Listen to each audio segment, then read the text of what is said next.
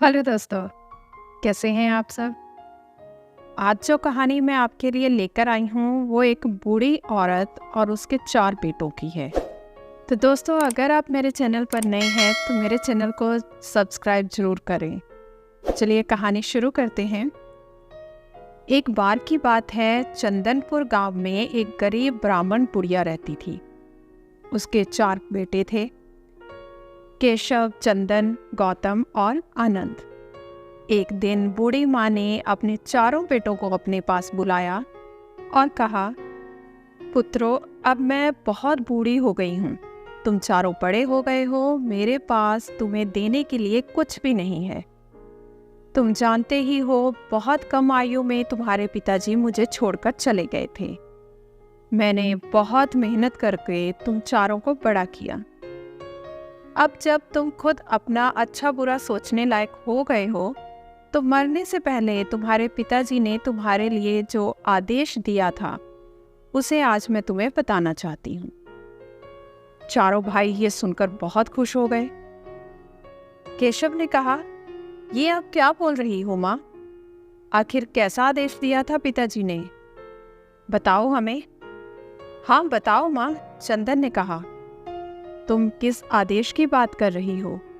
ऐसा कौन सा आदेश है जिसे पिताजी हमें देकर गए हैं?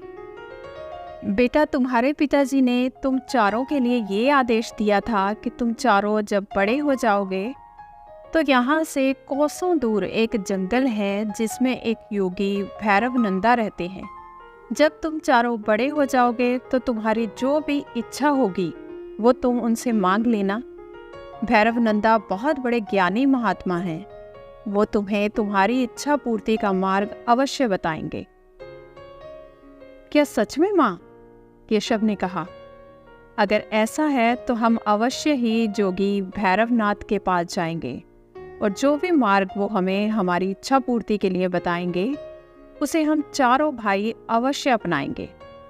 चंदन ने कहा, हाँ माँ, हम अवश्य ही भैरव नंदा योगी के पास आश्रम में जाएंगे।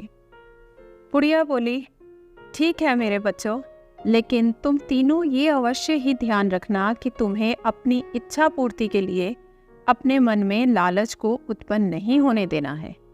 अगर ऐसा हुआ तो तुम्हारा मार्ग तुम्हारे लिए अभिशाप बन जाएगा। और जल्द ही मेरे पास लौट आना, मुझे तुम्हारा इंतजार रहेगा। ठीक है माँ, हम आपकी ये शिक्षा अवश्य ही याद रखेंगे। हम अपने मन में लालच को उत्पन्न नहीं होने देंगे। केशव ने कहा, अच्छा माँ, अब हम योगी भैरवनाथ के आश्रम की ओर चलते हैं। रास्ते में चलते चलते आनंद ने कहा, भाइयों, क्या सच में गुरुजी के पास दिव्य शक्तियां हैं या बस सब बातें हवा में ही हैं? केशव ने कहा, आनंद, ऐसी बातें नहीं करते। गुरुजी तपस्वी हैं और वो हमारे पिताजी के भी गुरु थे। हाँ हाँ ठीक है, आनंद ने कहा। देखते हैं गुरुजी को भी आज। थोड़ी दूर चलने पर उन्हें भैरव नंदा का आश्रम दिखाई पड़ा। केशव ने कहा, अरे वो देखो, वो रहा योगी भैरव नंदा का आश्रम। चलो उस ओर चलते हैं। तभी वो चारों आश्रम में जाते हैं। वहां उन्हें योगी भैरव नंदा ईश्वर के ध्यान में मग्न आश्रम के बाहर बैठे दिखते हैं।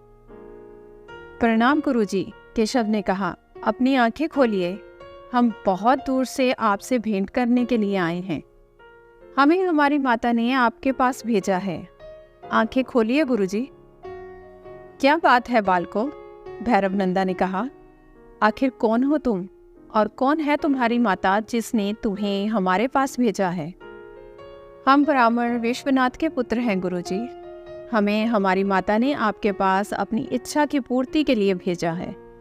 हमारे पिता ने इस संसार को त्याग करने से पहले हमारे लिए एक आदेश दिया था कि जब हम चारों बड़े हो जाएंगे तो अपनी इच्छा पूर्ति के लिए आपके पास चले आएं। अच्छा, तो तुम विश्वनाथ के पुत्र हो। अब मैं समझ गया। तुम्हारे पिता मेरे बहुत ही प्रिय शिष्य थे। एक दिन उसने मुझसे वरदान मांगा था कि भविष्य में जब मेरे चारों पुत्र आपके पास आएंगे तो जो भी उनकी इच्छा होगी वो मैं अवश्य पूरी करूंगा। तो बताओ तुम्हारी क्या इच्छा है? मैं अवश्य ही तुम्हारी इच्छा पूर्ति में सहायता करूंगा। केशव ने कहा, गुरुजी वैसे तो हमारी कुछ महत्वपूर्ण इच्छाएं नहीं हैं, लेकिन हम चाहते हैं जो भी आप हमें अपने आशीर्वाद के रूप में दे देंगे उसे ही हम अपनी इच्छा और आपका उपहार समझ लेंगे। नंदा योगी ये बात सुनकर बहुत खुश हो जाते हैं। भैरव नंदा कहते हैं, बहुत ही उत्तम विचार हैं तुम्हारे। तुम भी अपने पिता की तरह ज्ञानी और बुद्धिमान हो। मैं तुमसे बहुत खुश हुआ। तुम यहीं रुको, मैं अभी आता हूँ। आनंद मन में सोचता है, अरे ये क्या बोल दिया भैया ने। ये भैरव नंदा योगी तो हमें बहुत कुछ दे सकते थे, लेकिन लगता है भैया की बुद्धि पर तो पत्थर ही पड़ गए। अब ना जाने ये योगी हमें क्या ही उपहार देंगे, और जो देंगे वो हमारे काम का होगा भी या नहीं, भगवान जाने। मुझे मौका मिलता तो मैं इतना धन दौलत मांगता कि 7 पुश्ते आराम से खाती। तब भैरव नंदा अपने आश्रम की कुटिया में जाते हैं और 4 जमीन खोदने वाली कुदाल लेकर आते हैं और चारों को एक एक कुदाल दे देते हैं। ये देखकर चारों बहुत हैरान हो जाते हैं। गुरुजी, इस कुदाल का भला हम क्या करेंगे? केशव ने कहा, क्या ये हमारे किसी कार्य में उपयोग में लाई जा सकती है? तभी आनंद ने कहा, हाँ गुरुजी, भला ये कुदाल हमारे किस काम की? इस कुदाल का तो भला हम क्या करेंगे? ये कुदाल ही तुम्हारे लिए उपहार है पुत्रों, भैरव नंदा बोले। इसके द्वारा ही तुम्हें मेरे द्वारा दिए गए उपहार प्राप्त होंगे। तुम आगे जंगल में जाकर जिस भी स्थान पर इस कुदाल को जमीन पर चलाओगे वहीं तुम्हें तुम्हारा उपहार मिल जाएगा। लेकिन पुत्रों, ये ध्यान रखना, ज्यादा अधिक उपहार की उपेक्षा मत करना, वरना तुम्हारा सर्वनाश हो जाएगा। ठीक है गुरुजी, केशव ने कहा, हम आपकी ये बात अवश्य ध्यान में रखेंगे। हम किसी भी लालचवश अधिक उपहार की अपेक्षा नहीं करेंगे। जिसके बाद वे चारों अपनी अपनी कुदाल लेकर जंगल की ओर निकल पड़ते हैं। केशव कहता है, मुझे लगता है हमें इस कुदाल से यही खोदना शुरू कर देना चाहिए। शायद गुरुजी के दिए उपहार हमें यहीं इसी जमीन के अंदर मिल जाएं। गौतम ने कहा, हाँ भैया, आप बिल्कुल सत्य कहते हैं। हमें यही गुरुजी की कुदाल से खुदाई शुरू कर देनी चाहिए। मेरा मन तो अंदर ही अंदर प्रसन्न हुए जा रहा है उपहार पाने के लिए। चलो चलो जल्दी करो। तभी वो चारों अपनी अपनी कुदाल से जमीन को खोदना शुरू कर देते हैं। जब केशव कुदाल से जमीन खोदता है तो उसे अचानक से बहुत सारे तांबे के कुछ सुंदर बर्तन दिखाई पड़ते हैं। अरे वाह, ये तो बहुत ही सुंदर तांबे के बर्तन हैं। इन्हें तो मैं माँ को दूंगा। बेचारी मिट्टी के बर्तन में खाना बनाती है जो कि अब पूरी तरह से टूट चुके हैं। मुझे मेरा उपहार मिल गया भाइयों, केशव ने कहा। चंदन ने कहा, हाँ भैया, ये तांबे के बर्तन तो कितने सुंदर और चमकदार हैं। वाह वाह, बहुत सुंदर। वाकई तुम्हारा उपहार तो बहुत सुंदर है। तभी आनंद ने कहा, अरे भला ये भी कोई उपहार हुआ? ये मामूली से तांबे के बर्तन। तभी गौतम अपनी कुदाल से जमीन खोद ही रहा था कि उसे चमकता हुआ एक सोने का हार दिखता है।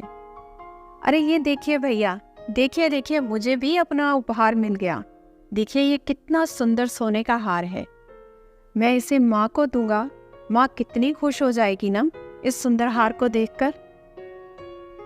केशव ने कहा, अरे हाँ, ये तो सचमुच बहुत सुंदर हार है। सच में माँ इसे देखकर बहुत खुश होगी। फिर चंदन अपनी कुदाल से जमीन को खोदने लगता है। तभी उसे एक पोटली दिखाई देती है। अरे ये कैसी पोटली है? अरे भाइयों, देखो देखो, मुझे भी अपना उपहार मिल गया। ये देखिए, इस पोटली में कितने सारे सोने चांदी के सिक्के हैं। अरे वाह, इन सिक्कों की मदद से तो मैं माँ के लिए एक सुंदर सी पक्की ईंट वाली झोपड़ी बनाऊंगा। हाँ, जिसमें बरसात में पानी भी नहीं टपकेगा। और मुझे मेरा उपहार मिल गया, भगवान तेरा शुक्र है। तभी केशव बोला, अरे वाह चंदन, सच में ये तो बहुत सारे सोने चांदी के सिक्के हैं। इसमें तो तुम जो चाहो वो अवश्य ही हो जाएगा। आनंद मन ही मन सोच रहा था, अरे इन तीनों को तो इतना कुछ मिल गया। ना जाने उस योगी भैरव नंदा ने उपहार में मेरे लिए क्या सोच रखा होगा। काफी देर से कुदाल से जमीन खोद रहा हूँ, अभी तक तो कुछ भी हाथ नहीं लगा।